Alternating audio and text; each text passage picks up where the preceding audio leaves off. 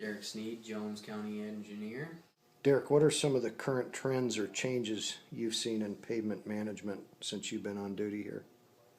I think typically in the past, it wasn't such an emphasis on shortage of funding, so it was a practice of use the existing pavement till it's completely deteriorated, tear it up and put new back down.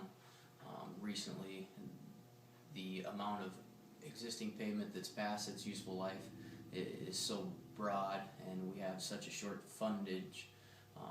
amount of funding that tearing it up and repairing all the existing ones just isn't an option. So, How are things different now? You touched on the limited budgets that we have, and how have people dealt with roads in the past and maintenance and such? Has it been more reactive or proactive? I would say it probably varies, but the majority of it has been reactive.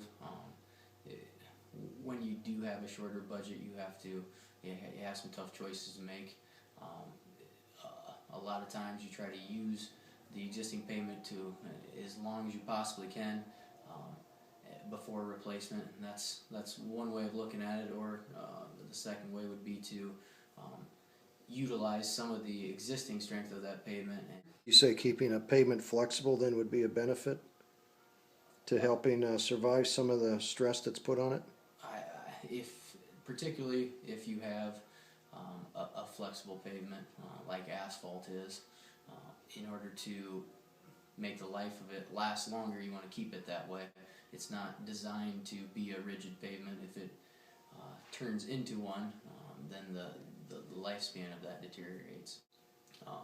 We have we're a very rural community here. We have a lot of grain carts, a lot of heavy equipment going back and forth on our roads, and they weren't necessarily designed for the types of loads that are going over them currently. So heavy loads and weather are the two main factors in deterioration of our existing pavement.